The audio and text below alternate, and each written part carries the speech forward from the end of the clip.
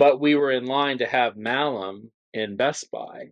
Yeah. So what happens when a small company like us has the attention of Best Buy and they want, let's just say 5,000 units. 5,000 units is life-changing for a Yeah. small business. Yeah. And they purchased more than that. They probably would have purchased 20,000 units. Wow. 20,000 units would have changed everything for TerraVision. Good evening, everyone. My name is Celeste Le Cabra. Welcome back to the channel. With me here today is one Mr. Brad Henderson of Hello. TerraVision and Vinegar Syndrome fame. Thank you so much for being here to discuss this not at all contentious, not at all controversial, very easy discussion tonight. Yeah, no, I think this is going to go really smoothly with probably no one to reply or comment or say anything about anything. So very little engagement is what I'm anticipating. And everybody should be very happy with all of our opinions and takes on this. Yeah. So now that my standard facetiousness is out of the way, why don't you tell us a little bit about who you are and like what you have done in the home video space and like what your position is sort of as a distributor of actual Blu-ray discs that people buy. Sort of establish your bona fides, as it will, so people know that like you know what you're talking about. Yeah, well, I've been in around home video for close to 10 years now. I wanted to start my own label back in like 2012, but it just wasn't financially feasible. Just because my wife was in college, I was, we were just trying to make ends meet, both like students and stuff. So just putting out a movie isn't cheap. So I just continued just working in and around film, producing short films, and I did film programming for a few festivals around the world, and did consultation stuff a little bit, a lot of freelance work. I had a podcast for a number of years that was a hit at one point, but now it's obviously dead. And yeah, it was around probably 2013, 14 that I started doing stuff for Vinegar Syndrome, just because I was online looking to buy movies, and I came across their entry on Amazon for Night Train to Terror, and I thought it was a bootleg, so just like, what idiot puts this out on Blu-ray? This is something that I would do, dumb, release movies that no one's asking for. Yeah, I reached out to them, and they were a legit company, and I just said, hey, this is my dream. I don't need to like barge in and want to take over or anything, but I would like to help out in any capacity. So I started talking to James and Brandon over there quite frequently, just bullshitting and everything. And I was one of the beta testers for Exploitation TV when they did their own streaming service for a little while. I just kept on asking, like, what's coming up? Like, what can I do? I can do a lot of things, so I've like semi-experienced in this field. So eventually I think they just kind of were like, well, I can acquire movies. I know where material is, blah, blah, blah. And so they said, sure, if you want to try to get us a few films, go right ahead. And within 3 days, I had 5 films for them to sign. And I think they took me a little bit more seriously after that. So I did a lot of producing and acquisitions for them from about 2014 to 2017. And then I started doing more full-time work around 2017. The same time I started working for Wild Eye Releasing. So I was doing like small little indie contemporaries for that label. And then I was doing, of course, the own thing at VS. It kind of just more and more happened, and I became kind of there wasn't really tiers or like positions at VS per se, but I was one of the, like there was mainly Joe Rubin and myself that did acquisitions. And then I produced like probably 90% of the discs that came out of VS at the time, depending on the content or the film. And I started doing that full time in 2019. And then I stepped down at VS December of 2022. And I still did some behind the scenes work, kind of finishing up a lot of stuff that I was already working on, because I didn't want to just like leave them high and dry. So yeah, I started, I just was finishing things up towards the end of, or the beginning of 2023, and then eventually fully left, kind of, I don't know, March, somewhere around there. I mean, it was on good terms. I'm still friends with most people there. But yeah, I met Ryan in October of 2020. I was vacationing actually in Savannah, Georgia, and I didn't even know Ryan's store was there. I knew Paravision was with the, because I had some soundtracks, and I ended up at Gray Face Records, and Ryan happened to be there, and he saw me picking up some like horror film soundtracks, and he's always wanting to talk and bullshit, so he came up to me and we just started talking and bullshitting around.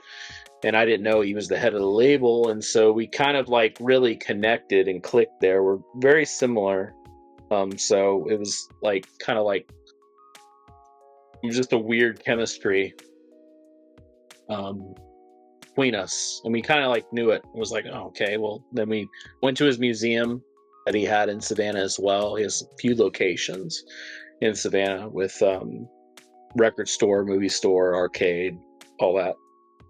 And then there I met his wife, and we exchanged information because we were really into, I knew some leads on some horror soundtracks and stuff that were like really obscure and weird.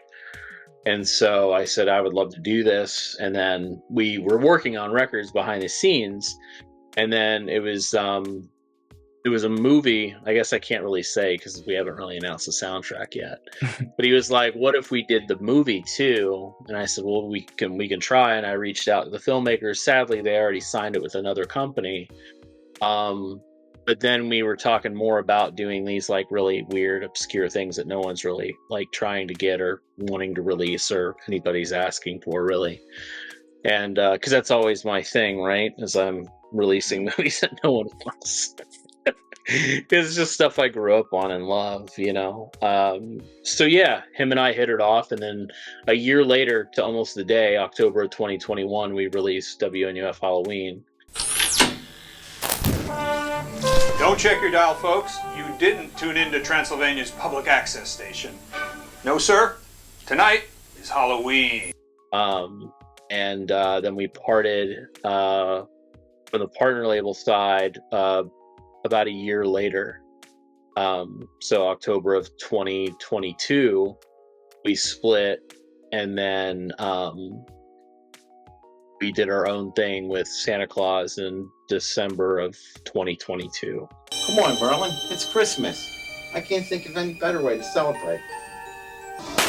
And then, 2023 is just all our own stuff. So, just to clarify and make sure everyone understands, like, you're actually acquiring, releasing, and distributing these films pretty much independently, correct?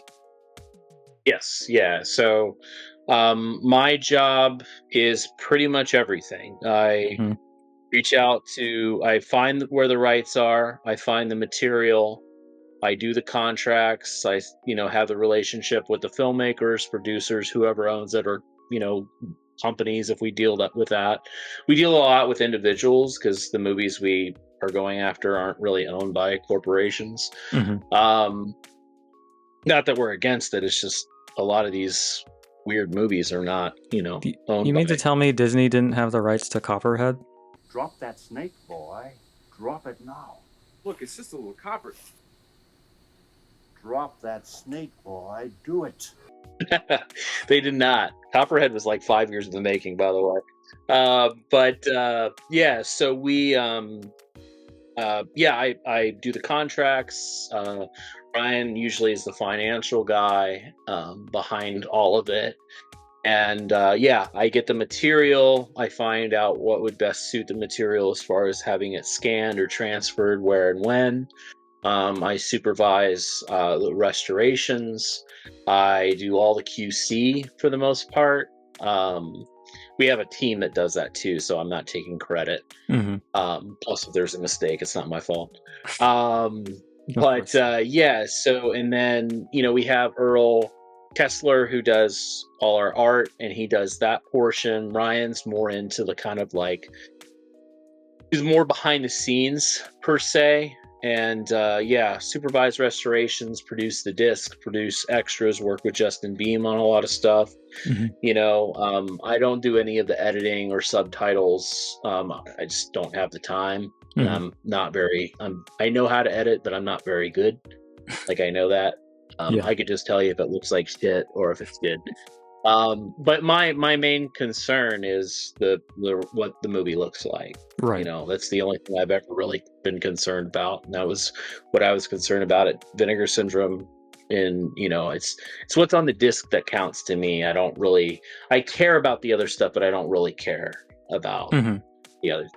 And I did that, like I said, I was more acquisitions producer at VS. I didn't really supervise restorations because they had a whole team that does all that. They don't need my input because they knew 10 times more than I did.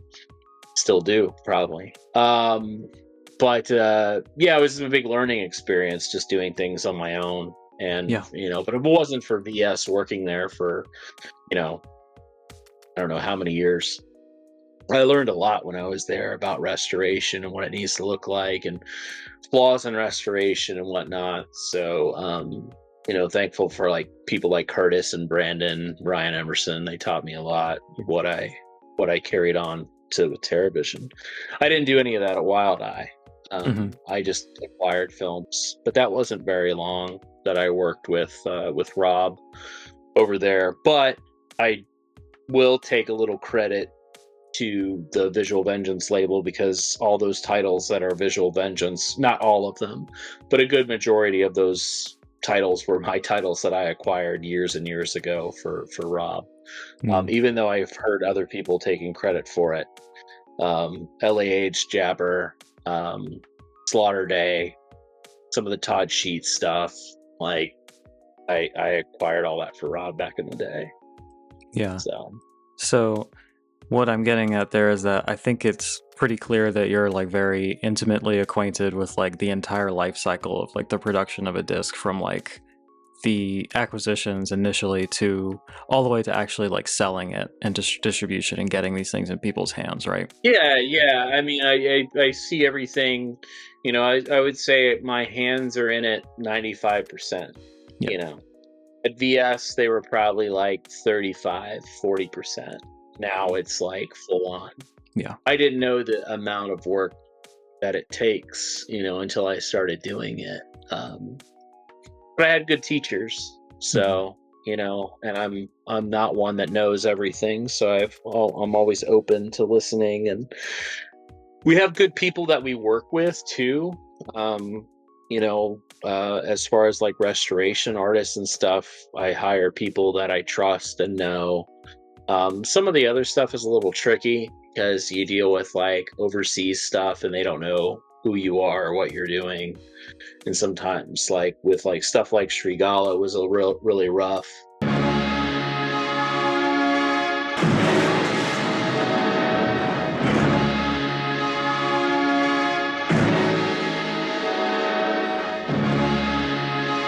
There's a huge language barrier there with it because it was restored in Jakarta at their lab, and their tech is very old. So Srigala was a little rough. I wasn't 100% happy with how the picture looked, but it was the best we could do, and it wasn't going to get any better. But I had a little bit more control. I had a lot more control over Escape from Hellhole. Selamat datang di surga ini. Semoga betah di sini. Terima kasih, Pak. Kita terjamin di sini. Which I supervised that one. primarily, and I had him change a lot of things. And luckily, I have a good friend who's a filmmaker who made, and his name's Timo. He made The Night Comes for Us, and he's doing the remake of Train to Busan. He lives in Jakarta, obviously Indonesian, and he's helped me a lot translate because I didn't want to come across as like some American jackass to these people. So that's helped quite a bit. They understand what I'm trying to achieve and making things look like, and I think we're finally like on the right track with everything. It just took about almost a year to get our bearings straight on our own, so yeah. All right, so now that we've kind of, I think, pretty thoroughly established that you know what you're talking about, and before too many people click off the video, let's go ahead and get into the meat of the discussion here.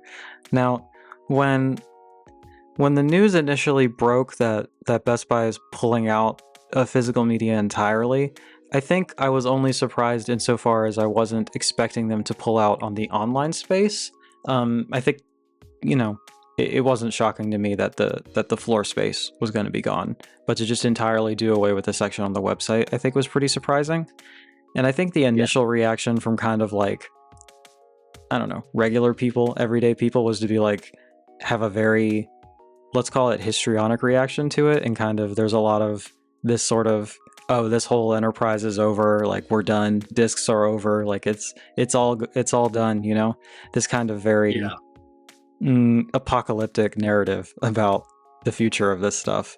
And I think in part responding to that maybe improperly calibrated response, and also in part to not fully understanding the business side of things. I think a lot of big YouTubers started putting out videos trying to calm the fires, as it were, and just kind of be like, hey, it's actually going to be fine. Like, you shouldn't even be worried about it. Like, there's nothing here. It's totally fine.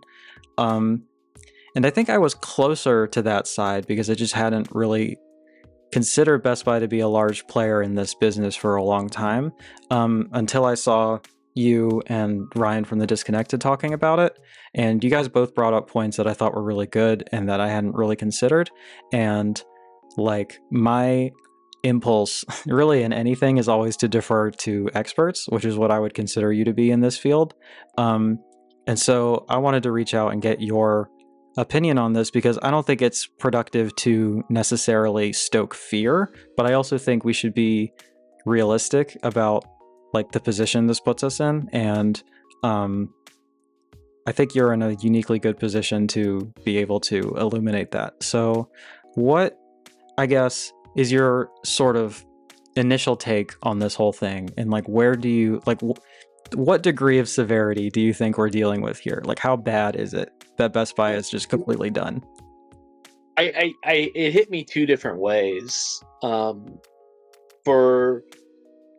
To kind of maybe connect with the general audience and to piggyback off of what you said with like YouTubers trying to calm the fire and people saying it's going to be okay. You're right. It's going to be okay. Sure. It's fine. But part of it for me is, I actually brought this in for this show. This here, you cannot read what's on the front of that, but that's an original Best Buy rewards card. This isn't a credit card. This is to accumulate points. They don't do those anymore. Like, even when I called for an issue that I had last year, they were like, how do you have this card? And I said, oh, I got it, years ago. And they're like, this is a credit card. And I was like, it's not a credit card. And they're like, how old is it? And I said, at least 25 years old. Like, that card is legitimately 25 years old. I went to Best Buy to pick up Code Red disc and Anchor Bay DVDs like back, 20 years ago. I was buying VHS tapes there. So I've frequented my Best Buy here for the past 25 years, every 2 weeks. Like, no shit. It's right down the street from me. I love going. I usually pick up all the popular things, like Beverly Hills Cop in 4K and, The Mist 4K. And I get the Screen Factory titles there cheaper because I think their prices are insane online. And they're always cheaper at Best Buy. And they started carrying Criterion titles, and they price match at Best Buy, which is great because if it's sold by Amazon at that price, they're a price matcher. So, I wouldn't do it for $1, but sometimes I would go in there and grab like 7 discs and end up saving like $30. Yeah. So to me, it kind of hurts because that's like a little like hub for me to pick up discs. I mean, yeah, I buy from, Grindhouse. We have Viper Video here in Tampa, which is a, brick and mortar store. Of course, Diabolic I've been buying from since I was like 15 years old. So, that's over 20 years as well. So yeah, I mean, I've been getting media from everywhere, but it was always cool to peruse an aisle with actual media on the shelf, which is very rare where I live. I know that other people, like if you have your LA people, they're like, oh yeah, no big deal. Fucking Best Buy's dumb. Yeah, sure. Cause you got Amoeba Records and all these other fucking places. But there's a lot of places, and it goes in line with the same thing with Blockbuster. There's this whole thing like, oh, fucking Blockbuster suck. They ruined the movie industry. Not necessarily, because there were franchise Blockbuster stores that were rad as fuck. And I worked at one, and we could do whatever the hell we wanted to. And we had like killer fucking shelves. Like everything, we got to curate it ourselves. We got to do everything we wanted to. It was privately owned. So Blockbuster was cool in my book. Like, I had a great time. All the stores, we had the company that owned our Blockbuster owned 15 franchises in Florida, and they were all badass. You would go to a corporate Blockbuster, it fucking sucked, That's just how it was. So the Best Buy thing kind of hit me in a place where it was like, shit, now where am I going to go? Because yeah, I can get the stuff from Diabolic and stuff, but there is an element to perusing the shelf and grabbing titles, especially Best Buy was fairly cheap. So that hurt. The other part that hurts, where I don't think people are understanding, is, if you're a regular person and, you don't shop at Best Buy, then it doesn't hurt you whatsoever. There's nothing to where you're not going to be able to get through movies. They're going to be available on Amazon. You can do whatever. You're not going to have a problem. Best Buy shutting down is not the end of physical media and really won't impact it all that much. However, the big part of this is that Best Buy carried boutique stuff. So RLJ Entertainment, Logo, Screen Factory, Criterion, Arrow. Yeah. Some other labels I'm probably not thinking of. They're in Best Buy.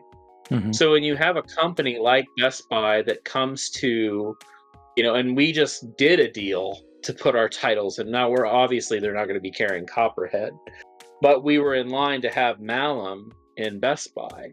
Yeah. So what happens when a small company like us has the attention of Best Buy and they want, let's just say 5,000 units.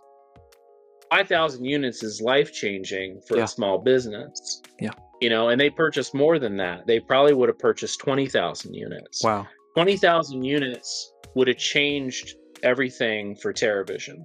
Yeah. We're in line to go into Walmart and other places, so it'll be fine, but Best Buy was going to be one of those things.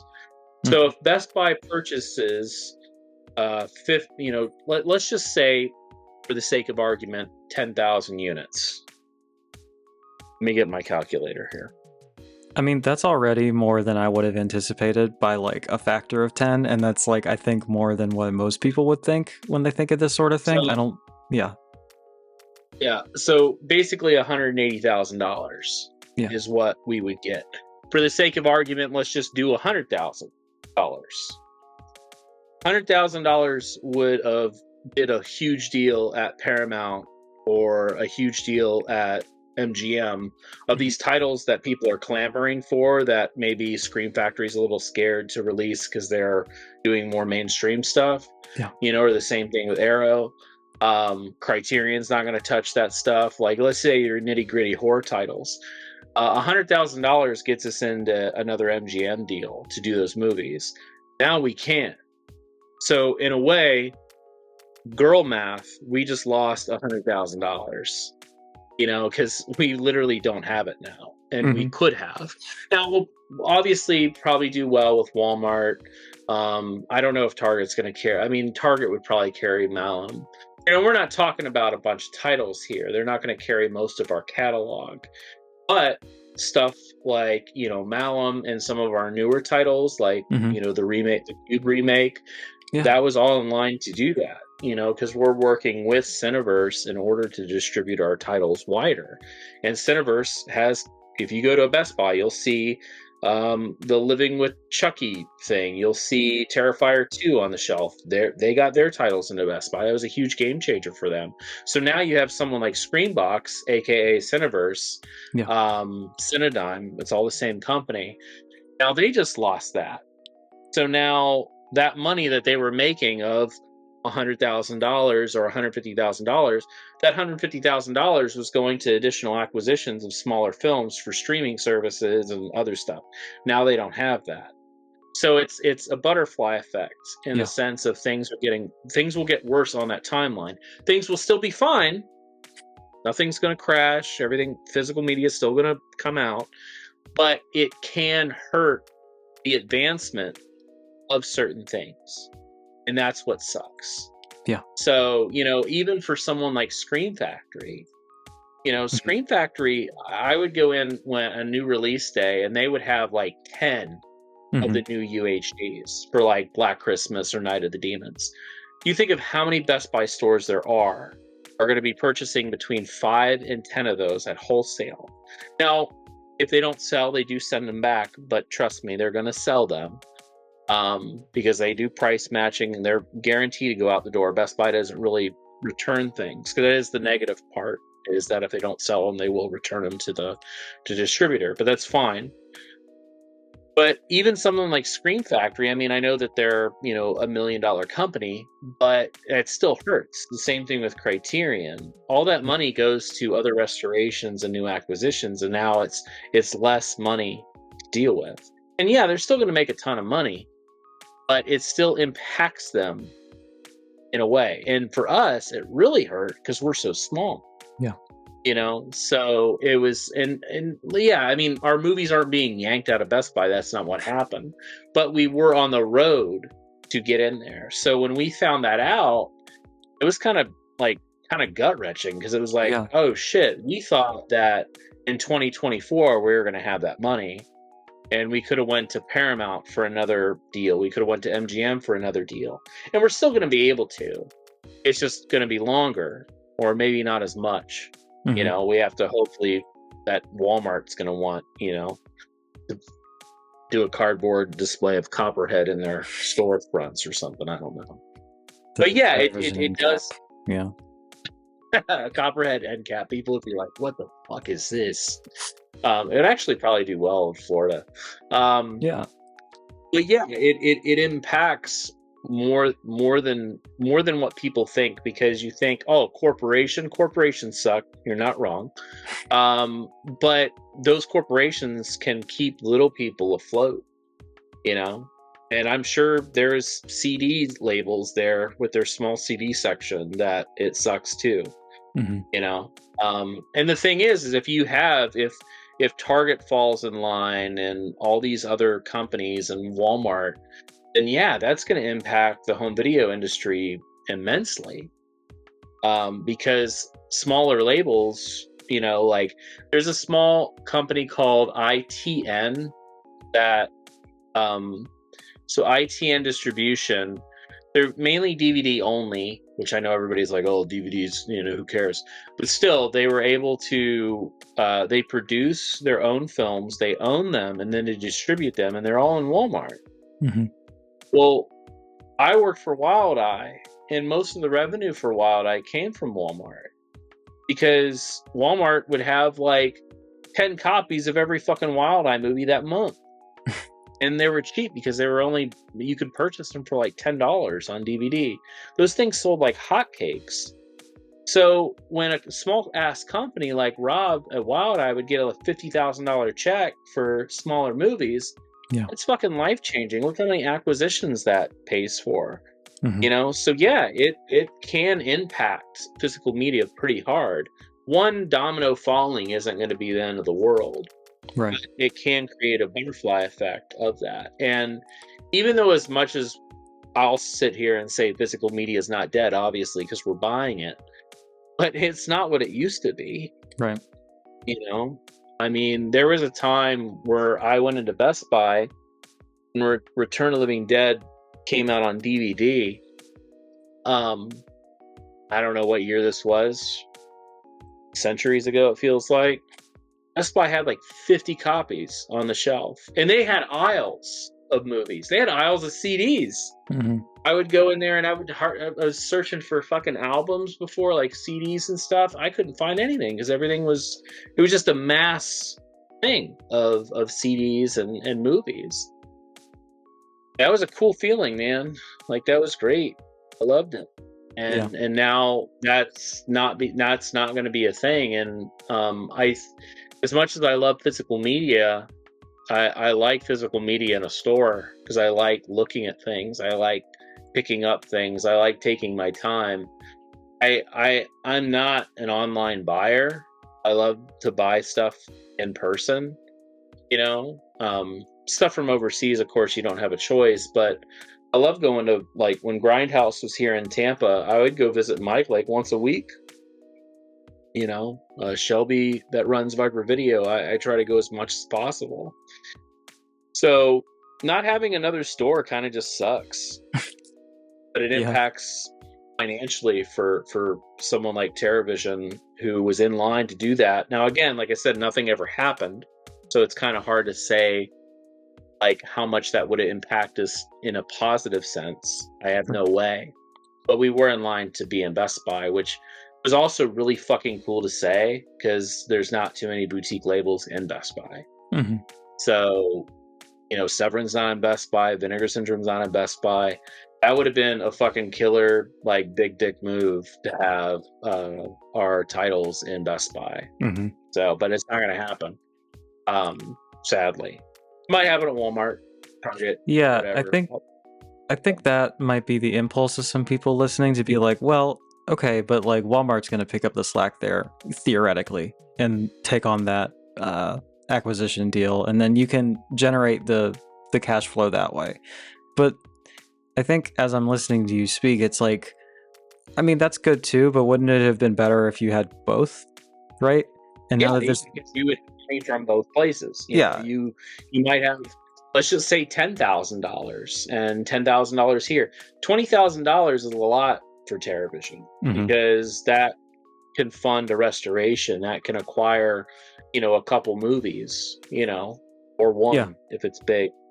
And that's the thing is, like, a lot of these boutique labels, they're not rolling in money in their mansions. All the money that comes in, like today, literally, to be transparent as possible, all the money we made over the weekend on our drop, which was a great drop, we literally spent today on paying off restorations, paying people,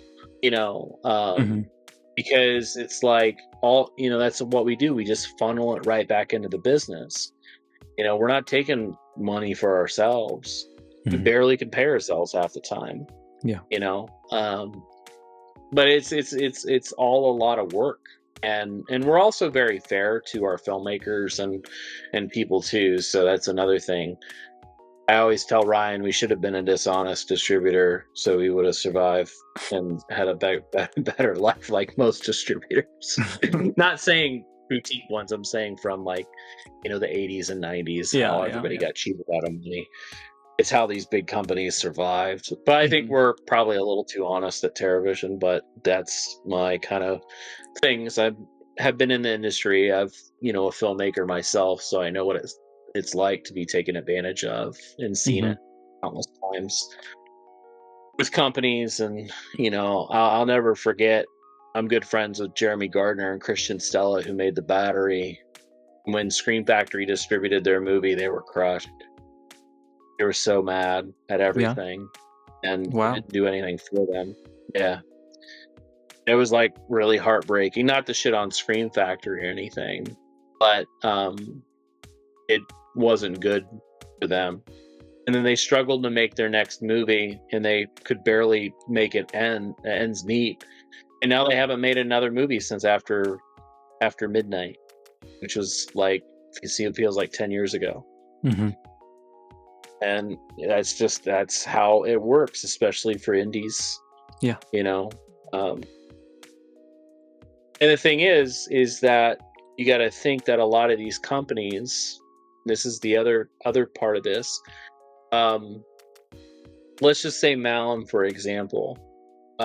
Our deal, I'm not going to get into the nitty gritty of the paperwork, but a percentage of what we make for Malum goes to the filmmakers.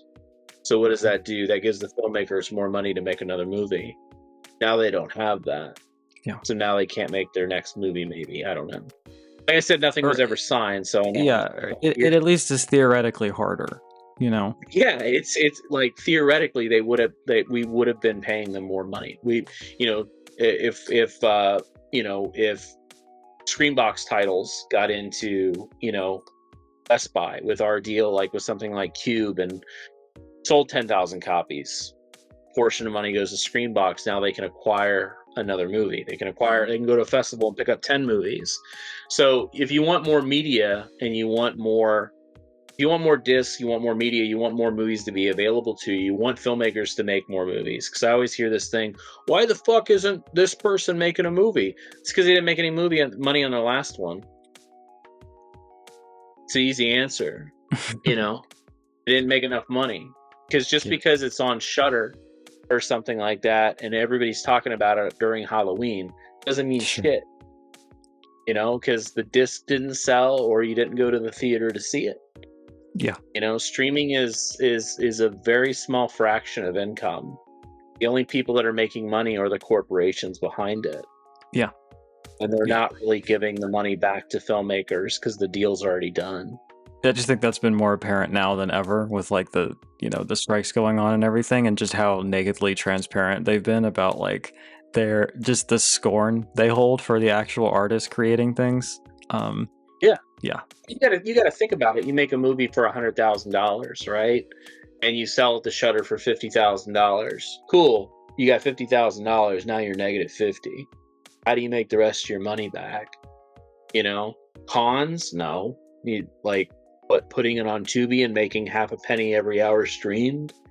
Amazon that pays like a fraction of a penny for every hour. There's no money in streaming. Mm-hmm. Unless you're one of those people that focuses on that and you have 50 or 100 titles or whatever, but independently you can't survive off of streaming.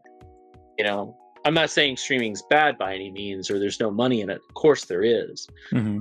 But that's why, like I was talking to, when we did the deal for Hell's Highway, I was talking to Darren, who's owned Brain Damage for 30 years or whatever, and we were doing the deal, and he was like, you want to get the physical rights to Hell's Highway? I said, yeah.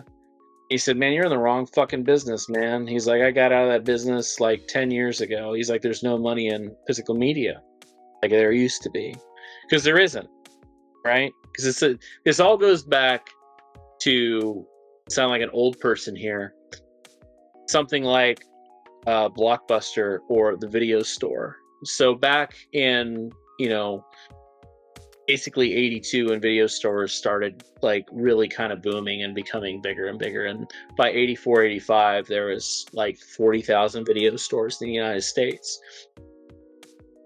40,000. Mm-hmm. Let's just say 20,000 of those stores buy your one cassette tape. Yeah. Cassette tapes cost anywhere between $69 and $100 back in the 80s and 90s. So what happens when you sell 40,000 copies of a tape for $50? Yeah. You make your next movie. Mm-hmm. And that's what was happening. And that's how the world was turning during that time. That's why filmmakers were making movie after movie after movie, it wasn't because the movies were popular. John Carpenter wasn't making any money at the theater. He was making money on home video, and he was getting like residual checks and stuff like that. Well, that money was big time, and that was helping fund his next movies. Carpenter would have never probably made most of the movies he did if it wasn't for the video store. Mm-hmm. You know, there's actually a really good clip. Even though he's a weirdo, there's a really good clip of Matt Damon on Hot Ones talking about how distribution worked, and he sums it up absolutely perfectly on how you can't survive on this cycle that exists right now. Yeah. You know, and I see it quite a bit too, and I'm not trying to throw shade, but I will. Is that you have a lot of people that are like, physical media rocks, physical media rules, get the disc. You know, those memes of like, I have nothing to watch, look at all my movies behind you. But every goddamn time you promote a movie online, whether it's, you know, Severin, fucking Vinegar Syndrome, ourselves, where's it streaming? It's immediately, like, I can't even tell you how many people fucking ask, where's Slasher streaming when we announced it. We are now extremely proud to present you with Slasher's first All-American Special! Mm-hmm. I said nowhere, because we're not going to fucking do it. Like, unless someone wants to pay us like $40,000 or $30K to pay us to put it on a platform, sure. But no, I mean, the movie costs, like, at the end of the day, Slashers cost us like $30,000 to put together. Yeah. And, like, I mean, I think we've sold, like, close to maybe, like, 1,000 copies online, which isn't a lot. I mean, it's a lot for us, but it's not a ton. Mm-hmm. So you have something like that, you know, what are you going to put on? You're going to put on Amazon yourself and make a fraction of a penny for every hour streamed? That's not a joke. That's what Amazon pays. Yeah. They're fucking billionaires. Mm-hmm. You know, they used to pay more. They used to pay, like, at one time, I think it was 20 cents, and then it went down to like to 4 cents, and then 2 cents, and then a penny, and now it's a fraction of a penny. And it's like, it's fucking insulting. It's not even worth the trouble to try to get it online. But, you know, you have something like that, and I get it. You know, I mean, I understand, because, like, let's just say you're a fucking Joe Schmo at home. You probably have Netflix, you probably have Amazon Prime, you probably have Shudder or Screenbox, you have Disney Plus, you have Hulu, Peacock, Paramount Plus, all this shit. Now you got $100 in streaming services. Why the fuck would you buy a disc for $25? Mm-hmm. Catch 22, right? Yeah. So our discs are $24.99, which is incredibly cheap. We try to make them as cheap as possible. Then you got $5 shipping. You're gonna blind buy a movie for $30 when you have 1,000 movies you haven't seen on streaming services. I get it. I know why you don't purchase the movies. I will. The normal people won't. Right? Yeah. But I mean, the majority of people, like, we still, like, who owns a DVD player in 2023? That's like a question that people say, like, randos online. You know, because we'll get that. Well, every once in a while, we'll have a tweet that, like, goes viral a little bit on a Blu-ray, and then I'll get a response from, you know, Movie Man 28, who says, you know, people still buy discs. Yeah. Every time we release a cassette, people are like, people buy cassettes, why don't you do CDs? It's like, because cassettes help fund the fucking company, and CDs don't. Mm-hmm. You know? I think in a way it will come full circle, because I think I like the way streaming is heading, and then this is a little I wouldn't use the word morbid, but it's kind of funny curiosity to see kind of it collapse, is that all these companies are producing their own content, and eventually that's what it's all going to be. And then you're going to have 10 streaming services to watch one thing here, one thing there. And I think it's just going to collapse. Streaming will never go away. It will still be probably king forever, because it's easy and convenient. Yeah. But I think it's going to get to a point where companies are like, well, I don't want to license the movies out to these companies anymore, when we can just form our own streaming services. Yeah. And it's already happening. You know, I mean, Disney Plus has all these exclusives. Netflix has countless exclusives. You know, 10 years ago, Netflix used to have like indie horror films on streaming. Now, you barely find anything. I remember I searched one time, out of curiosity years ago, I searched for the oldest movie on Netflix, and I found only one that was pre 70s, and it was The African Queen. That was the only movie streaming on Netflix that was,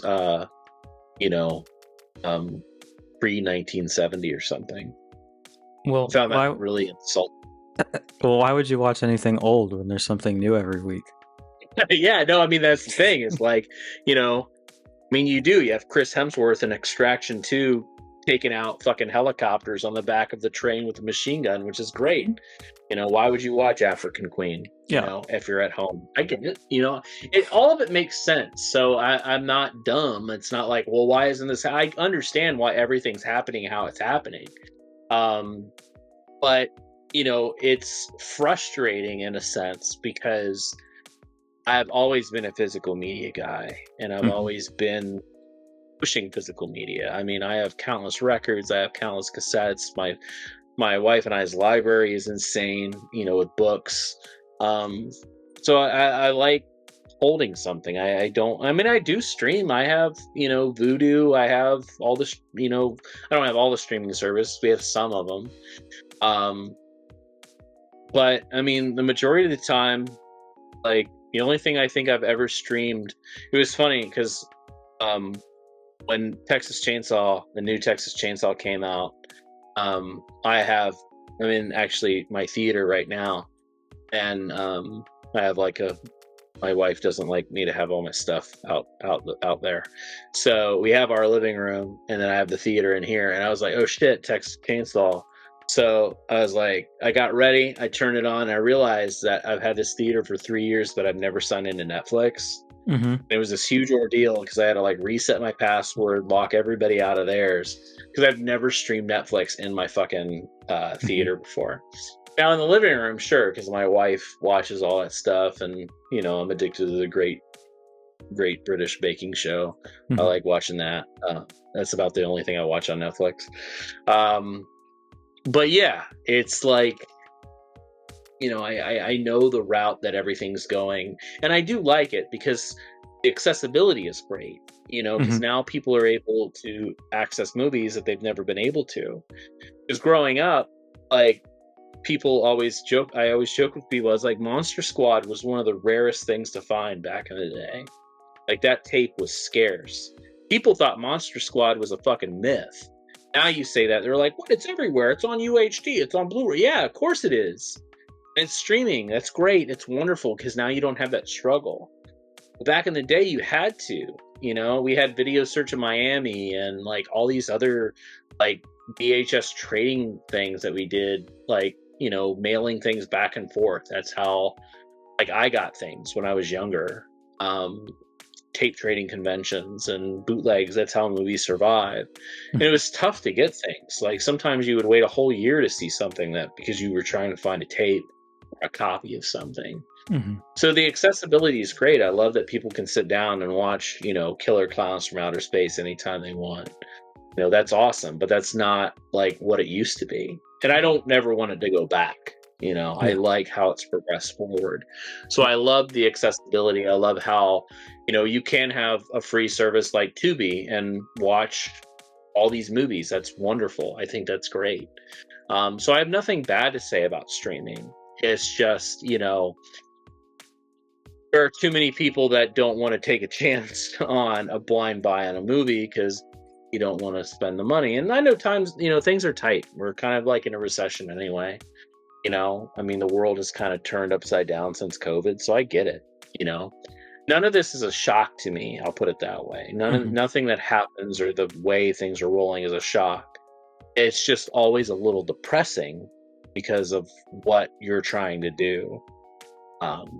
You know, and the thing is, yeah, we could put a lot of these movies on streaming, but our deals would only be a year, and then after that, it's gone.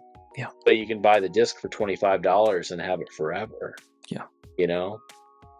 So, and that's the important part to me is, and like the whole thing about it and what it really boils down to, and this may not be a clear-cut answer for a lot of people, but the process of restoration and preservation is having the movie to continue for a number of years.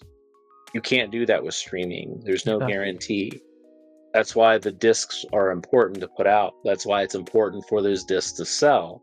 Exactly. You know, because the thing is like, sure, we could license out a movie to Screenbox or Shudder. I mean, we did a deal with Screenbox, like End of the Line, and you know, Horror Workout's going to be on that streaming service eventually.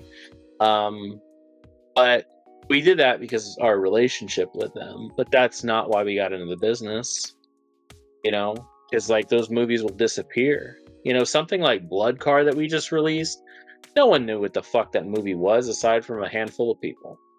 You know, and yeah, it had a DVD release, but it didn't get much play.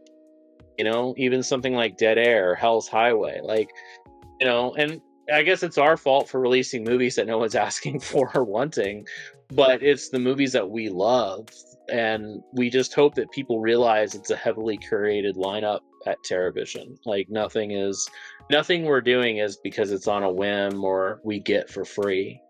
Like everything that we pick and choose is for a reason, you know. So it's heavily curated. It's stuff that we love. And yeah, we just want people to enjoy that and for the movies to live a lot longer because they'll have, you know, 20, 30 years of life on disc, which is great, you know. I mean, and this thing is VHS still exists. There's still VHS tapes that play and they're over 40 years old, you know. And discs the same. People say, oh, disc rot, blah, blah, blah. I have over 20,000 discs at my house, and I've never had a single issue with disc rot. I know it's a thing, I know it exists, but it's not as common as people want to make it out to be, you know. And yeah, it's important to keep the movies alive, and physical media is a way to keep this going. Because again, with all the complaints that I hear, another complaint is, why isn't so-and-so streaming? Because no one's licensed it, or it's too expensive, or, you know, they already paid a lot of money to have it on for a year and it ran its course. You know, like that's just how it is. You know, buy the disc and you're guaranteed to always have it, you know. So, but anyways, it's more or less, I guess that was more into a rant. To answer your question. I don't know. I think there's definitely like a happy medium between the two, where like streaming has created all this accessibility, which is accessibility and preservation are like my main values when it comes to this kind of thing, right? And I think that the accessibility is good until that accessibility is stripped away. Like the impermanence of it, I find really disturbing. Like this thing where HBO is taking off their own intellectual property as like tax write-offs and stuff like that. And then where does that stuff go? You know, it goes on like a free type of service, maxing out at like 480p quality. I mean, just the way that I think streaming has taught audiences to treat filmmaking is really disturbing to me. Like how it is just turned into content as opposed to like art to thoughtfully consume or like analyze. And I think that with the physical media stuff, like, I mean, I think the main thing that I want to be supporting in this is like the restoration and like the preservation of it. And like these things don't happen for free or just like randomly, you know, like somebody has to care, somebody has to put that time and those resources into it, and they have to make a return on that investment to keep doing it, right? I think it gets to it's related to what you were saying earlier about the home video market kind of making up budgets and making it such that people have the capital to continue and making more riskier but also more mid-budget films, right? Like I'm kind of stealing this talking point from the video that Somewhere News put out recently about blockbusters, but I think it's so accurate how like the industry doesn't seem to have caught up with the fact that streaming doesn't actually pay back anything, and like they're spending $300 to $500 million on every single new movie that comes out and expecting to make that back in a theater, and it's just so deeply unsustainable. I guess another thing I wanted to highlight about the thing with Best Buy is that I think there is something about the tactile nature of browsing in person and seeing something and being able to actually hold it and take a look at it, and that it kind of rewards or encourages riskier purchasing or like impulse buying. So like, let's say you're just like in Best Buy for whatever, and then you see the cover of an indie film that you've never heard of, but it looks intriguing, the artwork intrigues you or what have you, and you decide to take a risk on that. You know, like that could be the start of somebody going down the rabbit hole and supporting all these different labels and getting into these weirder type of films, you know? Yeah, you're right. And also, I mean, I did that countless times. Yeah. When I used to just go to flea markets and buy tapes, you know, and tapes really weren't that cheap at the time.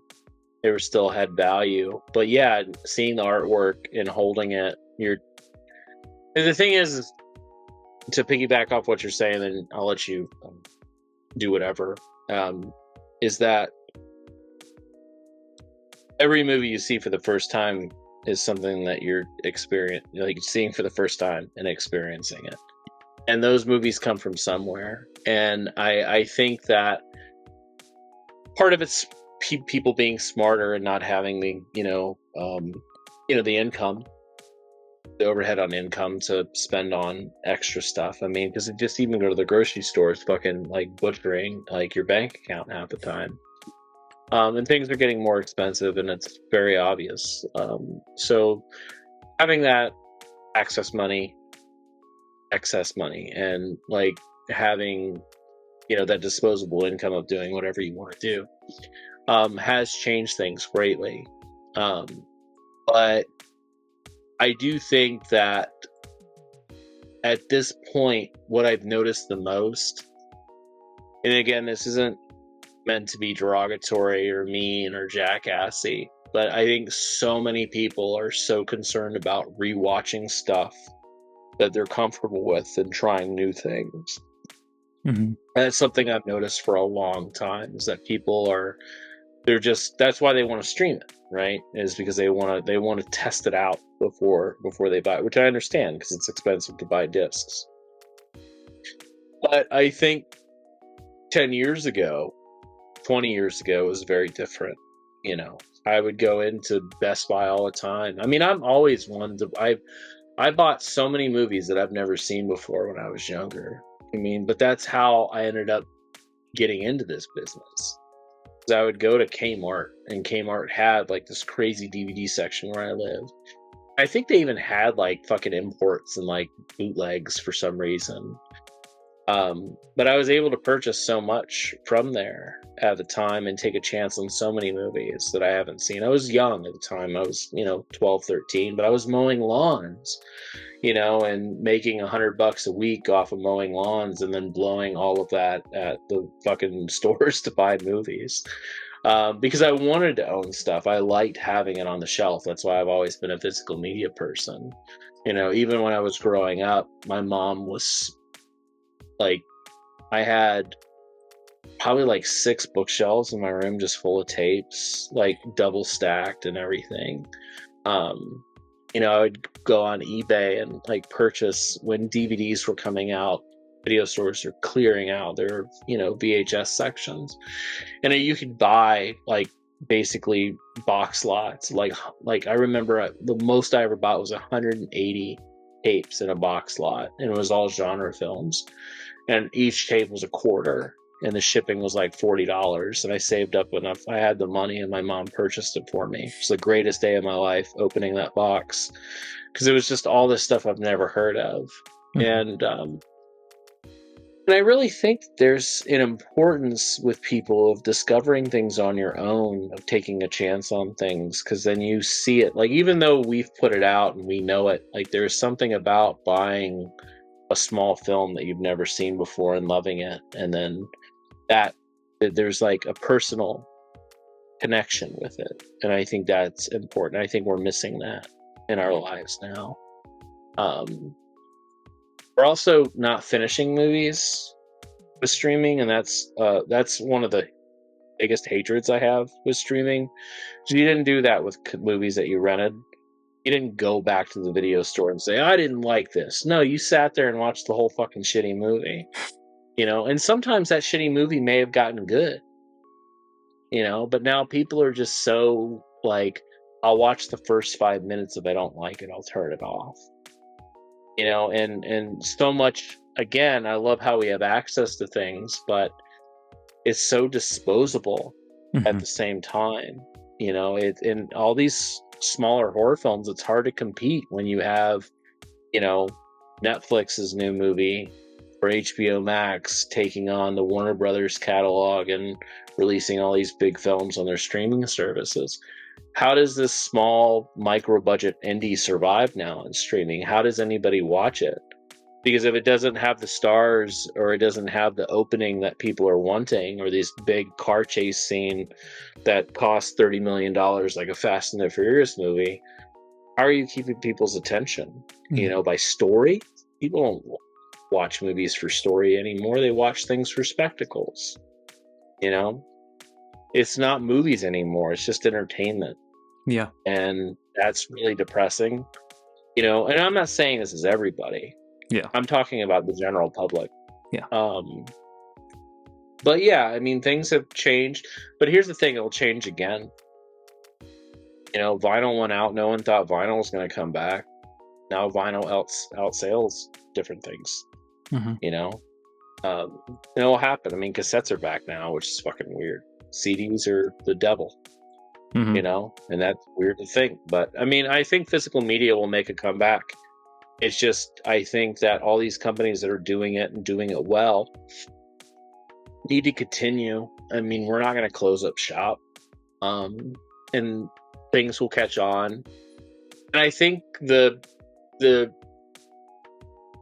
streaming services will run out of content, in the sense of like, everybody's going to have their own brand. Paramount's not going to license their movies out to HBO Max and Netflix anymore. They're going to keep it for Paramount Plus. HBO Max is going to do the same thing. Amazon Prime is going to fixate on not licensing out MGM stuff. Eventually, all that's going to happen, I imagine. And then we'll be sitting here with Copperhead, be like, this isn't streaming anywhere. And people still won't buy it because it's a shot-on-video snake movie. But my point is that I think the boutique labels are going to have all the cool shit and the stuff that you haven't seen before. And I think people will kind of segue into that. Like, they'll get into that realm and they'll start purchasing again and whatnot. Because, I mean, movies are still being bought by the general public. And I go into Best Buy and I see people in the aisle picking up stuff, and I highly doubt they're buying from boutique labels. Yeah, they're probably grabbing like Avengers Endgame, but hey man, they're still buying a disc, which is fucking cool. Yeah. And that's like the cool part. I even saw some dude the other day who had like a Captain America DVD in his hand. I was like, that's really funny to purchase like something like that on DVD because it looks like shit. I know, yeah. But it's fucking cool that you're buying a fucking DVD of Captain America and you're like really happy about it. You're gonna watch it.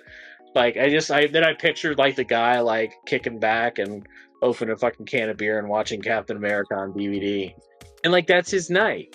And I was like, that's fucking cool though, because that's awesome that someone's still purchasing that disc when I'm sure Captain America's streaming on like 18 different streaming services. Probably not, because it's Disney. Yeah, probably Disney and Netflix.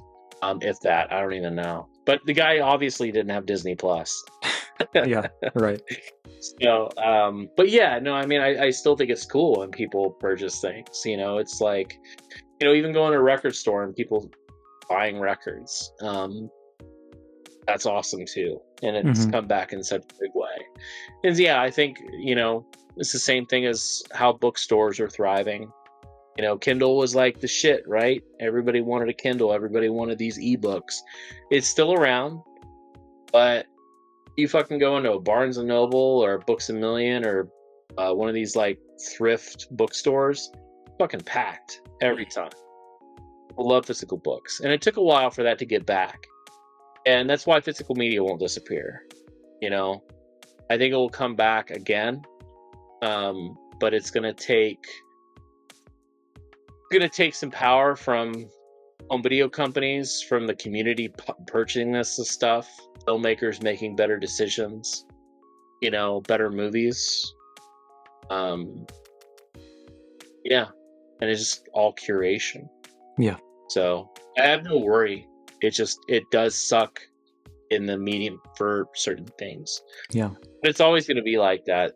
You know, everything could be going right in one way and then things fall apart in another, you know, because the world's always going to change, you know, and the pandemic really kind of pushed streaming pretty hard. And like, I'm not going to say the pandemic hurt physical media at all, because I don't know if that's accurate, but it did really help streaming because we needed things to watch. Yeah. You know? Yeah. And I mean, the studios were like placing bets on their blockbusters just being on HBO Max, you know? Like they were willing to put Godzilla versus Kong on HBO Max, and you didn't have to go to the, that's still so crazy to me that they put. Yeah, it was weird watching certain movies, because I that's when I signed up for HBO Max, is when they had like, you know, their first one was it Wonder Woman, I think you're right. The first one I watched was Mortal Kombat, but I think it might have been Wonder Woman first. Yeah, I think it was Wonder Woman, Godzilla, and Kong, and then there was that Don Cheadle, Brendan Fraser, Benicio del Toro crime movie by Soderbergh, I think. Wasn't called One False Move. Maybe it was. I don't remember. I don't know. And then Mortal Kombat and like Malignant, The Conjuring 3, all that stuff. I was like, holy shit, this is weird, you know, watching this at home. And then I watched all of them, and I'm like, I understand why most of them were streamed. Most of them really sucked. But yeah, it's like I think there was a lot to learn during that time, and a lot of things came back. Like the fucking drive-in was fucking booming around here, and it still is. Even 3 years after the pandemic started, the drive-in here is still fucking banging every weekend. You know, it's the same thing as malls, right? Malls have died all over the United States. Our malls around here in Florida, literally packed full to the brim every fucking weekend now. Like those malls have come back around here. I don't know if that's everywhere. I don't necessarily like going to the mall, but I was a mall rat when I was younger, you know? And like that's fucking cool to see like malls thriving again, because that's like I never thought that would happen. And so I think things always come full circle, just like clothing, you know, bell bottoms coming back in style and all these other clothing things. You know, it's just I think everything comes back full circle, and I think physical media will too. But it has died down. Like there's no doubt. Reason why we're having the physical media is not dead discussion is because it has died in certain ways. Yeah, but it'll be back. Yeah, I think that I mean, not to bring it negatively, not to be negative again, but like I think that with Best Buy kind of saying we're good on this. You know, I think fundamentally it reduces accessibility and it reduces competition, which are things that are never good when you want something to thrive, right? But I think that there's this idea that has just kind of been generally floating around that like big box stores haven't been part of this equation in a long time in terms of the longevity of this industry, and that like it's all about like indie labels, it's all about indie distributors, boutique stuff, you know? And like I think the idea is that, you know, the big box stuff is going to go away, and it's just going to be something catered to the people who actually care about it, like the collector and stuff like that.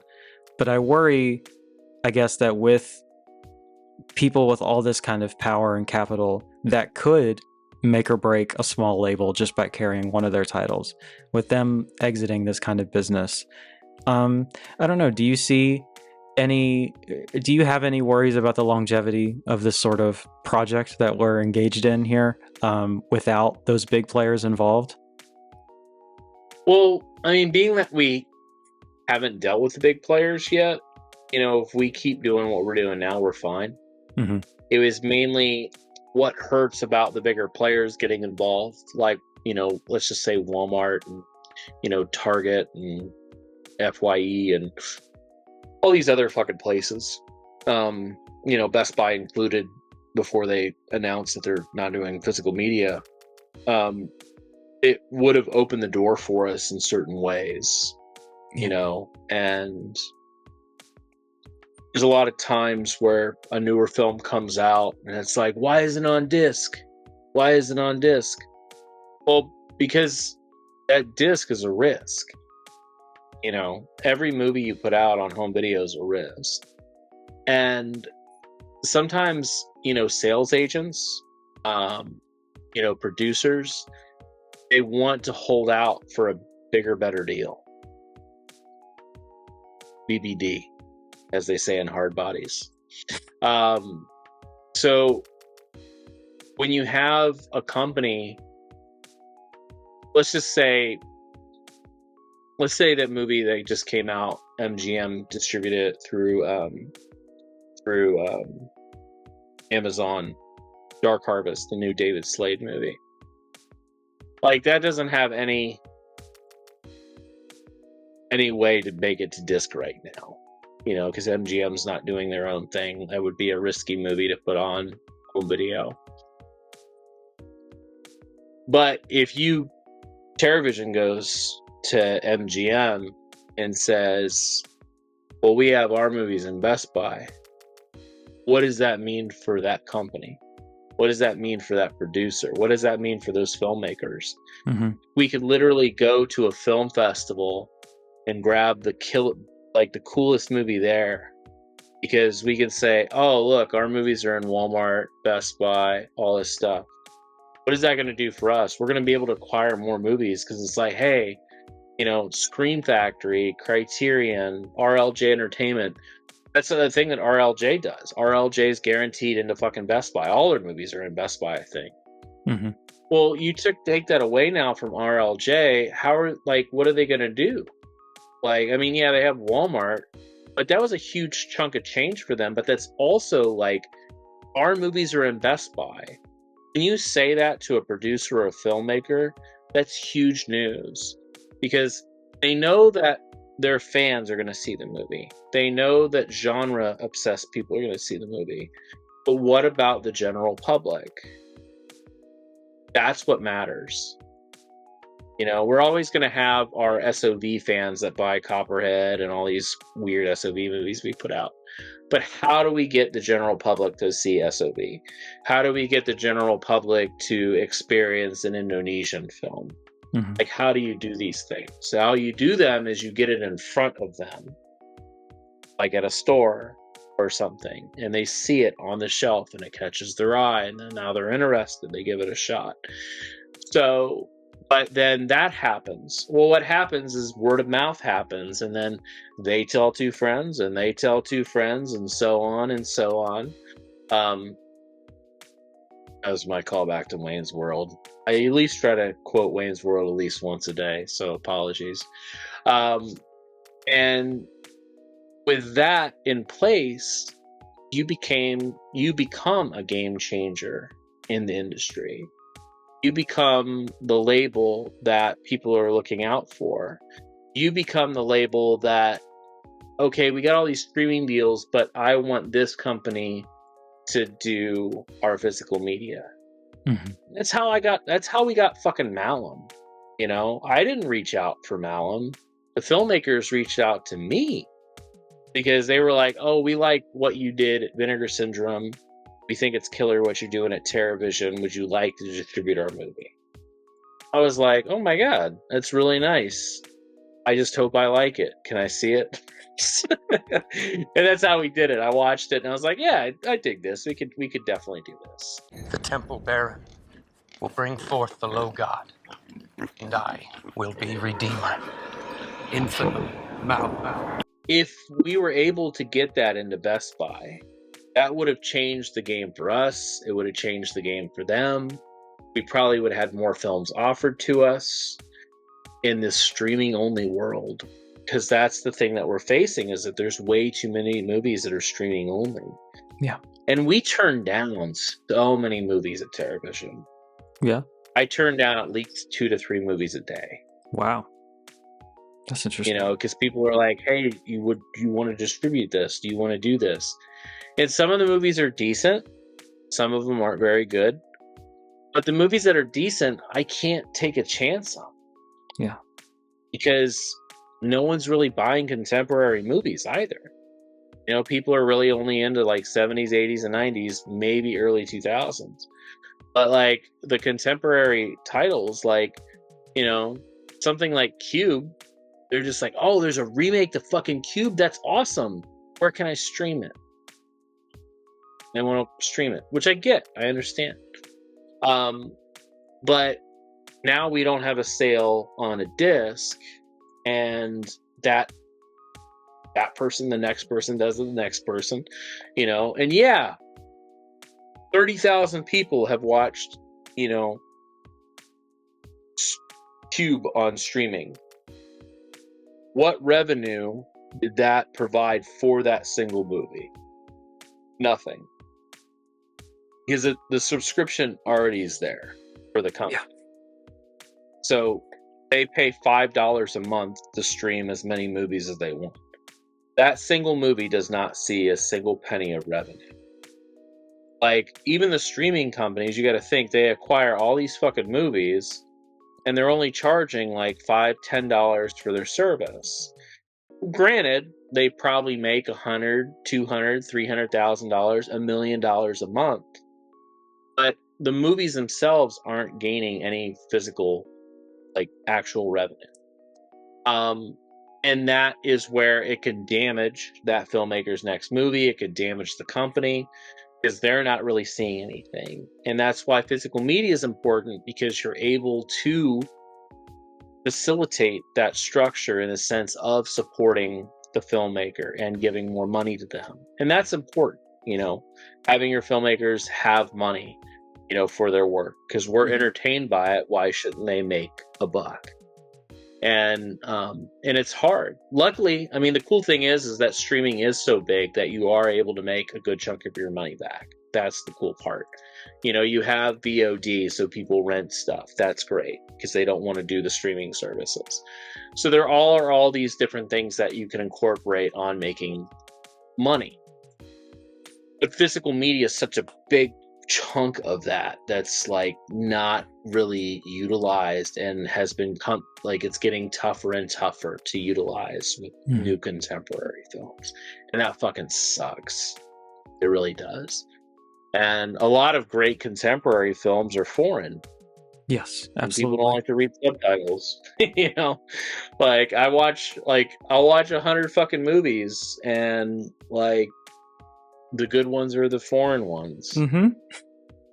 Every time I tell myself when we acquire something at Terravision, I look and I'm like, shit, I got 10 more foreign films I just fucking assigned. I was like, God damn it. Like, these are hard. They're hard to move, man. They're so hard. Like, we have a movie called Welcome to Hell, and I fucking love this goddamn movie.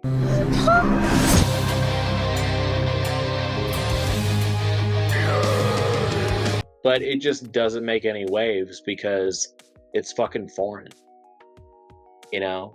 And it, like, people just don't want to read subtitles. And I was like, you have this fucking badass, female-directed, Argentinian black metal movie with Satan. Like, how does that not appeal to everybody?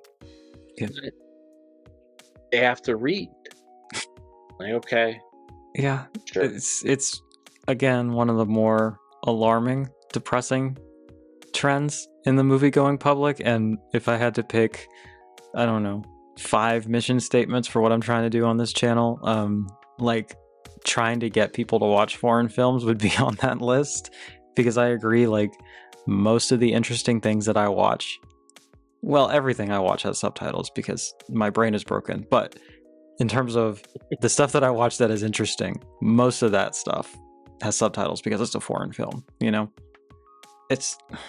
Yeah, no, I when I go to festivals, I usually watch all the foreign films because I'm not anti-America, but it's a different element when it comes to foreign films. And like, if people would just open their eyes and realize like what Korea has been doing for the past 20 years for cinema.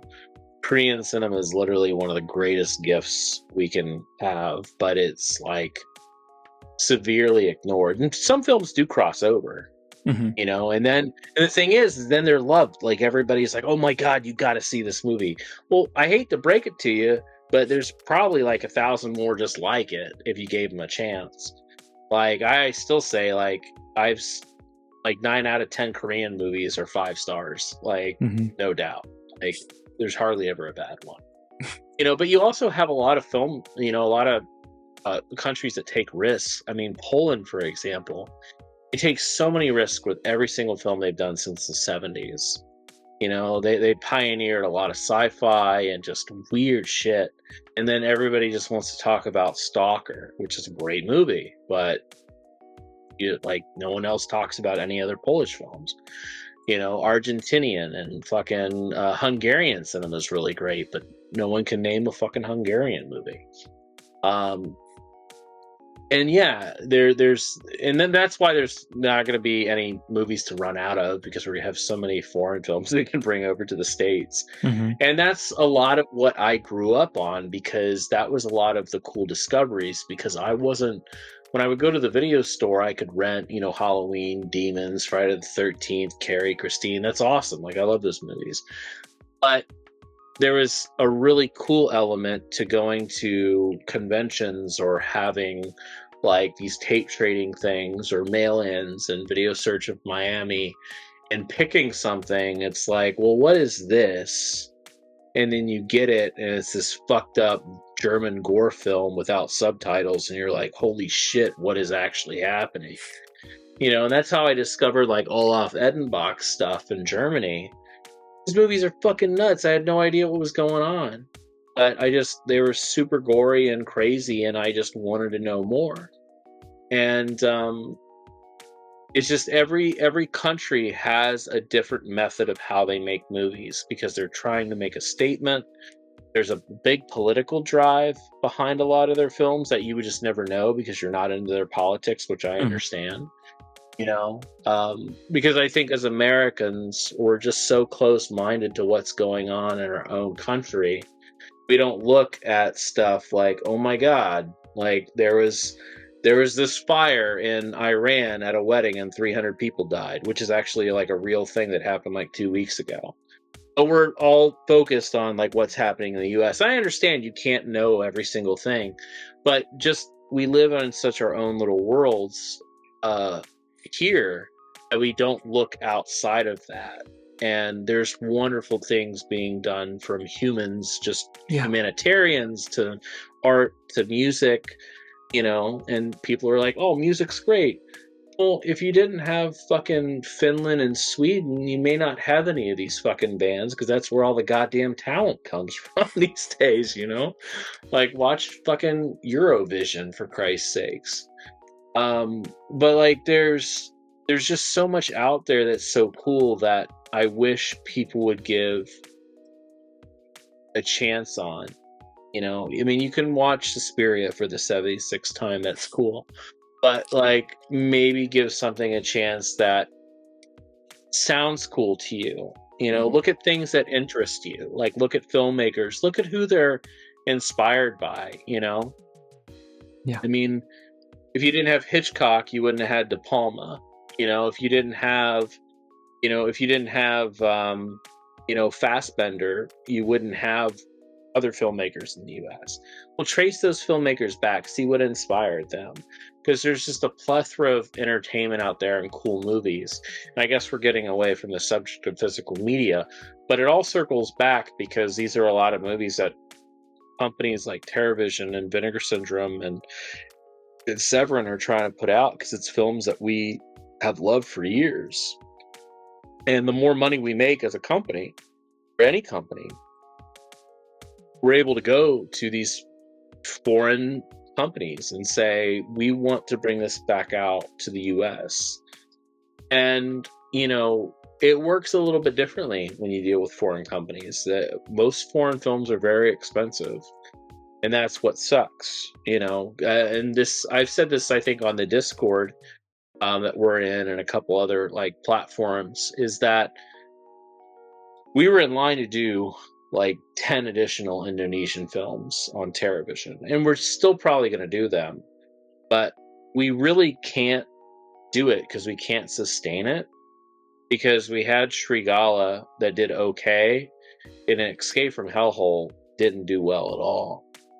And it's like, oh wow, like those two films alone cost like together $50K to like get out the door, and they're not making even remotely half that back. So it's like, you know, but then the biggest complaint I see is that companies like, you know, Severin and Vinegar Syndrome were putting out too many foreign films. Well, It drives me crazy. I was like I don't even know what to say to it, because it's like, it's a movie. Yeah. Like, what does it matter? Like, did you not? You had to read books in school. It's such a fundamental like lack of curiosity, and such a fundamental like it's this desire to only seek what's comfortable and familiar, you know?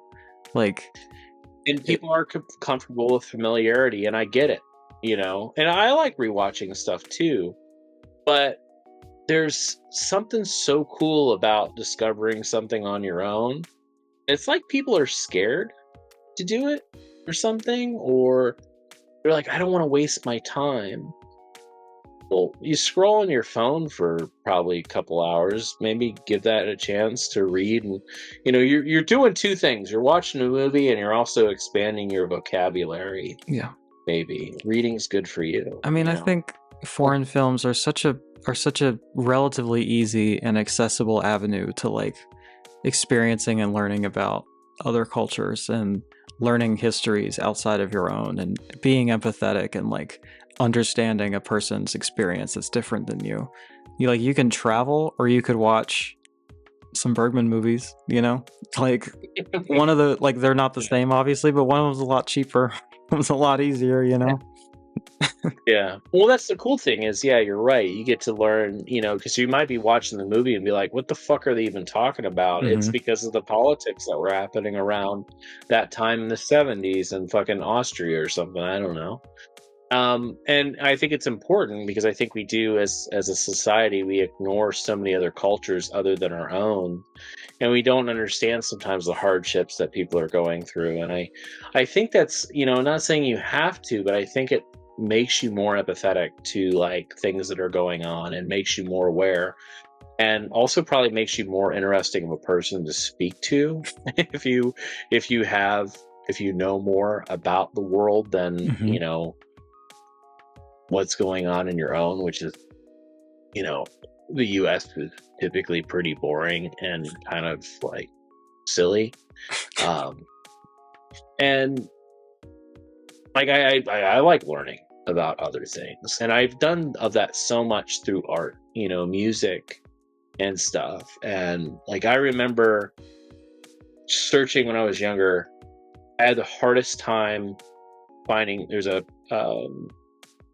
band from Mexico called Heroes del Silencio, and like that album, like all their albums, like inspired me great. It was like 13. I had no idea what these fuckers were saying, but I just loved it so much. And then I would look and like, you know, translate the music and then get more into that. And that actually is what helped me experience so much with like Mexican cinema.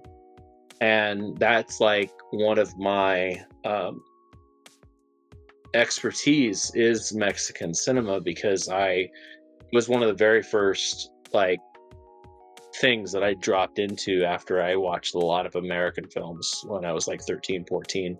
I got to the point where I was like, okay, I will need to branch out. And Mexico was the very first thing that I started researching with a horror and stuff. And that's, again, why Vinegar Syndrome got into that, because I was the one that acquired those films, like, you know, Cemetery of Terror and, you know, Grave Robbers and other ones that aren't even out yet from VS. That was a huge thing for me. So, like, you know, researching that and knowing those films and knowing those filmmakers, and, you know, something even like Intrepidos Punks was such a huge influence on me, you know, because it was like, I remember I think it was the Casualties were talking about that movie in an interview or something, and that's what got me to watch them.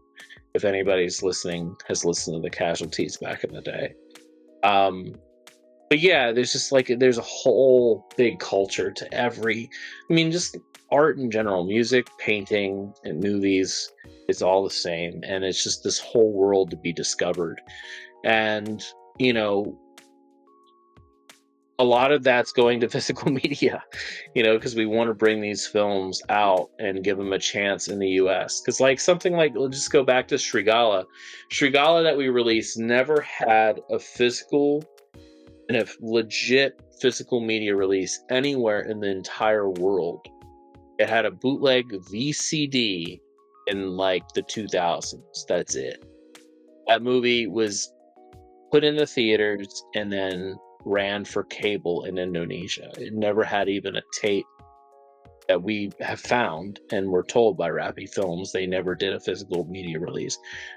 This little punk ass label called TerraVision did the worldwide home video debut of that movie. And that was really special to me because it was a movie that I saw without subtitles like 20 years ago. And I liked it. And I finally saw it like 10 years ago with subtitles. It was a film that I've been trying to get on physical media for a long, long time. Because I thought it was cool that it was never on physical media. And what a cool way to, you know, like, that was a personal journey for myself. And I think that's another thing that is kind of like not really looked at sometimes from the outside of a label, is that I see, like, in these chats that like we're in, like on Blu-ray forums and Discord, people will say, is it good? Yeah, we released it. That's why it's out. Like, we didn't willy-nilly just pick this random film from Indonesia to take a chance on. Like, no, we love the film. That's why we're putting it out. And I think that it takes a lot for people to trust curation. But part of putting things on physical media is to live vicariously through the label a little bit, of knowing that when I was 13 years old, I saw that movie. And to think that if I would have known when I was 13 that I would be the one putting that movie out on home video, one, I would probably say, what's a Blu-ray, when I was 13 years old. But the cool part is that my little mind would have been blown if I know that I was able to do that and contribute to that, or the success, or more people watching it. Like, that's a huge thing to see, whether the reviews come in, they're negative or positive. Having people watch a movie that you kind of grew up with and respond to and buy is like insanely gratifying.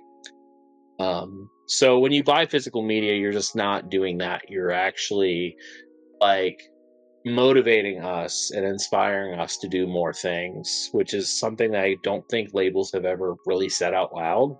And I never really thought about it before, because we're having this deep discussion anyway. But like, it's really gratifying to see that. You know, I did that with programming when I did festivals, and the film that I picked won the audience award. Like, that is insane, you know, like, for that stuff to happen. And like, I did a programming at one festival, I won't name it because it didn't end well.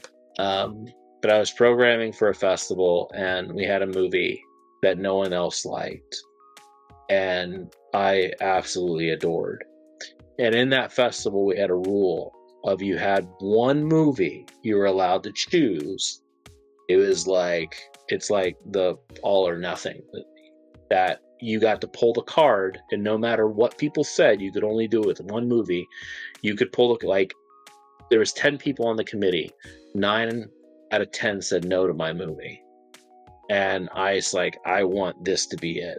And I shit you fucking not, my movie won the audience award in favor of the film festival. And 1, it gave me bragging rights, but 2, it felt really good personally, because it was like, oh man, I really believed in that movie when no one else did, and it won. Like, that's incredible. Like, I had such a wonderful experience, even though it was my last year doing it and we had a huge falling out. It also felt really good because I was right at the very end of the day when everybody said I was wrong. And it kind of correlates with the label too. When you have something where it's like, no one knows what this movie is, but we're going to do it anyway and kind of see how it happens. And when things are received well, it's really fucking nice to feel that, because that's what you believed in the whole entire time. Yeah. Well, I think that to kind of bring it back to our initial discussion of like how I think it's not that this is going to be like the death knell of this whole enterprise because Best Buy is out of it. I don't think we have quite approached the doomsday clock on this thing. Far from it, probably. Yeah, but I think you've pretty accurately outlined how it is still a blow and it is still a hurdle to overcome.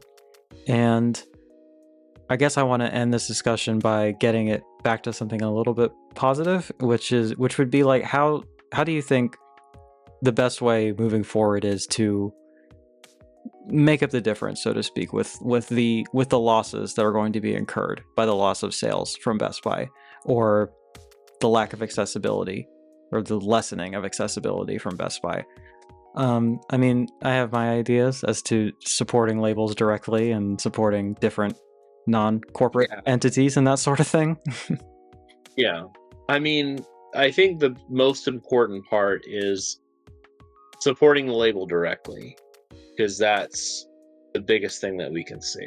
Individual sales are great. Second is the little people that support stuff like we do, like Grindhouse Video, Diabolic, Orbit DVD, all those places. They're doing such good work, and they'll have those same movies, so support them. And then support anything you can in physical media, whether it be fucking Target, Walmart, whatever it is. Like, if they have a disc and you want it, buy it. You know, same thing with fucking Amazon, which I fucking hate. But, like, if you buy stuff off of Amazon, you're still supporting physical media, even though you're giving Bezos money. You're still supporting the medium, and then they'll carry more, and more will be made, and it just generates positive bullshit behind the scenes. But obviously, supporting Diabolic, and because those companies are buying directly from these other ones. So, if the thing is that if Diabolic picks up the slack, like, that's going to do bigger numbers for them. They're going to be able to have bigger inventory. They're going to do, bigger sales, more sales. The accessibility is going to widen, and that's important for them as well. So there's so many different ways to spin it. I think the best answer is that buy physical media. That's the important part. Buy physical media, whether it be albums, cassettes, CDs, Blu-rays, VHS, DVDs, like that dude that has the Captain America DVD. Like, do all that stuff, and that is what's going to help support and change the industry for the better. Yeah. Because, any physical media is good physical media in a sense, because even if it is a corporation, like, fucking Star Trek on Blu-ray or 4K. It's still that medium that exists, and it's cool to have that because they don't need to do it. That's the thing. Is that MGM and Warner Brothers, they don't need to put these movies out on UHD. They do not. And they don't make a lot of money doing it. They do not. That's why they license to smaller companies like us. Because they can't deal with it. They don't want to deal with it. It's too much of a loss because when they manufacture something, they pay a lot more than we do because they mass produce it. Because they need to, because they're fucking Warner Brothers. And yeah, the general public tends to buy those a little bit more because, like, oh, The Exorcist is re-released. Let me pick that up. So those releases will do well. But the thing is that even that, like our deal, we did a deal with Paramount, and the people that behind Paramount are really big proponents of physical media. They love it. They want to continue it. That's why they have that Paramount series and stuff like that. And they're pushing the Paramount Scream thing or whatever for Scaramount. Sorry. They're pushing their Scaramount brand. So Todd and those guys over there are doing like kind of God's work with Paramount because they actually appreciate the physical media because they're old school. You know, and a lot of people that run these companies have been in the company for like 30, 40 years. When physical media is what those companies are built off of. Because, you know, your movie made $80 million at the box office, that's great, but it probably made fucking even more money on home video at the time. So I think a lot of these people understand the value in physical media, not because of the money, but of the longevity of the film. Because that movie can live longer now. Whether, you know, stuff like Star Wars, Star Trek, Beverly Hills Cop is never going to die. It's never going to disappear. But these companies are sitting on a lot of films that are about to be on the brink of extinction. And, you know, not all of them deserve to be saved in the sense that they're good, but they all do deserve to be saved at some capacity. And like if you're buying physical media from Warner Brothers and signing up for MGM Plus, Paramount Plus or whatever, that money is going to funnel to new movies, but also maybe preserving some of their older titles. And if there's a demand for it, they'll do their own scanning and their own restoration, their own preservation, have it sit there. Because we do encounter that a lot, where we'll do a deal with a company and they're like, oh, we already have it scanned and restored. It's just that we're not doing anything with it. And that's cool because that one, you don't have to pay for the scanning. You don't have to pay for the restoration. Hopefully it's a good restoration. And that, therefore, you're able to actually do it. Or they've already scanned the movie to preserve it, and now your job is to restore it. You know, that was a big thing we did with Paramount, is that they had a project that they didn't want to do because it was too much. It was too much work. It really is a lot of work. And it'll be funny when we actually pull it off. But I had to draw up like this 20-page like thing of like how to do it and what we would do. And they were like, can you pull it off? And I lied and I said yes, when I didn't know how to do it, but I'll figure it out because I'm good at that stuff. And yeah, they were just gonna not do it because it was too much it was too big of a project. And it is huge, but I'm pretty sure we'll be able to pull it off. But that's all about the preservation part, is because then I'm thinking, man, if we actually don't do it, who else is going to do it? Because other people have had access to it. Like, we're not the first ones to inquire about it. It's just a lot of work. And, you know, all that work costs a lot of money. Mm-hmm. And is it going to pay off in the end? I don't know. This is a project that might bankrupt Airvision, but we'll see. You know, but yeah. So it's you know, to answer your question again, just buy any physical media, support that, and you can still stream and stuff. But pick up a disc every other week. You know, it helps. Mm-hmm. All right. Well, buy your favorite movies, right? Yeah. For sure. Well, I'll make sure to have links in the description for TerraVision stuff. Is there anything else you want me to plug, or you want to ensure people have a way to get to? No, I mean, just I'm on social media, on Twitter and like Facebook and Discord and the Blu-ray forums. I'm pretty out there. I'm not hiding. I don't go by any weird names. I don't have a cartoon picture of an anime character as my avatar or anything. It's my face. I'm pretty easy to find. And yeah, anything physical media related, I would say support. Doesn't need to be our label specifically, but if you want to see weird shit and continue to see really weird shit on television, then I would definitely buy some copies of our stuff or subscribe to our Blu-ray club, because we have a lot of weird shit planned that you've never seen before.